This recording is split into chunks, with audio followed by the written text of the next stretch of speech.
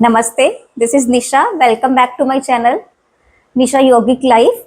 तो आज हम हमारी सीरीज स्टैंडिंग आसना का थर्ड एपिसोड है। तो आज हमारा जो आसन है जो हमें करना है वो है उत्थिता पार्श्व त्रिकोण आसना। ये आसन बहुत ही सिंपल है और इसके बहुत सारे बेनिफिट्स हैं। ये आपकी पूरी बॉडी को स्ट्रेच करेगा। यू कैन से कि इस पैर के अगर हम टो से स्टार्ट करेंगे तो यहाँ की फिंगर टिप्स तक ये हमारे बॉडी को स्ट्रेच करेगा। तो पहले हम ये देख लेते हैं कि इस आसन को करना कैसे है, फिर इसके बेनिफिट्स देखते हैं।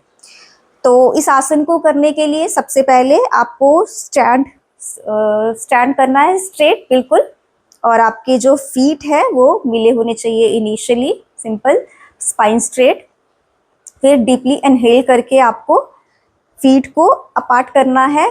4 फीट के लगभग आप इसको अपार्ट कर सकते हैं। और फिर उसके बाद हमें जो हमारी आर्म्स हैं वो स्ट्रेच करके शोल्डर लेवल तक लेके आनी है। इतना करने के बाद हमें क्या करना है, हमारे ये वाले जो फीट को, लेफ्ट वाले फीट को स्लाइटली राइट की डायरेक्शन में मूव करना है, और जो राइट वाला फीट है उसको 90 डिग्री मूव करना है। अब हमें क्या करना है, धीरे धीरे ये जो हमारी आर्म्स हैं इसको नीचे लेके जाना है, और देखिए कि ये थाई भी, मेरा जो नी है वो भी साथ साथ बेंड हो रहा है। तो इसको मैं एडजस्ट कर रही हूँ कैमरा के अकॉर्डिंग। तो आपको क्या करना है, साथ साथ ये भी मूव करेगा। और ये देखिए, तो इसमें क्या होगा, ये जो मेरी थाई है और काफ है इनमें राइट एंगल होना चाहिए इस तरह से। और फिर मेरा जो राइट पाम है वो बिसाइड द राइट फुट, और जो मेरी लेफ्ट आर्म है उसको मुझे ऐसे अपवर्ड डायरेक्शन में स्ट्रेच करना है, और गेज मेरी अपवर्ड। तो होल्ड करना है इस आसन को 20 to 30 सेकेंड्स,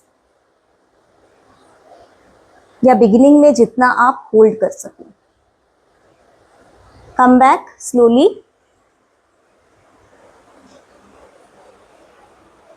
एंड रिलैक्स। ठीक है, तो इसी आसन को हम दूसरी साइड से भी करके देख लेते हैं। सेम आपको करना है, आपको अपने फीट जो हैं दूरी पे रखने हैं 4 फीट लगभग, और सेम अब इस फुट को हल्का सा लेफ्ट डायरेक्शन में, आर्म्स आपकी स्ट्रेट, और ये वाला जो आपका फुट होगा वो 90 डिग्री में। सिमिलरली आपको फिर क्या करना है, लेफ्ट जो पाम है बिसाइड्स योर लेफ्ट फुट, और ये जो आपकी राइट आर्म है ये मूव करेगी टुवर्ड्स योर ईयर। और इनमें सेम ये जो हमारी थाई और काफ, इसमें राइट एंगल बनना चाहिए। और इसको मैं थोड़ा सा इधर मूव करती हूँ सो दैट आप मेरी आर्म का मूवमेंट देख सकें।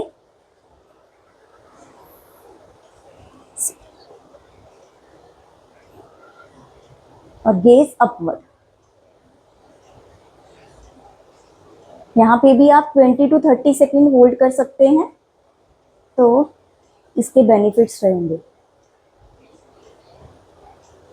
और इसमें एक पॉइंट है कि अगर आप पाम को नहीं रख पा रहे, मैं इस डायरेक्शन से दिखाती हूँ सो दैट आपके लिए देखना आसान रहे।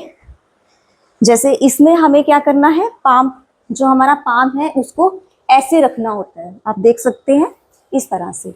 बट अब अभी आप अगर बिगिनर है, फर्स्ट टाइम कर रहे हैं, तो आपके लिए क्वाइट डिफिकल्ट हो सकता है पाम को प्लेस करना फ्लोर पे।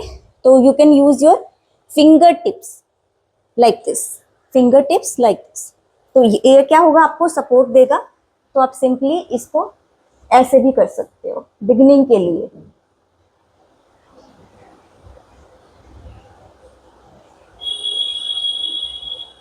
Come back and relax.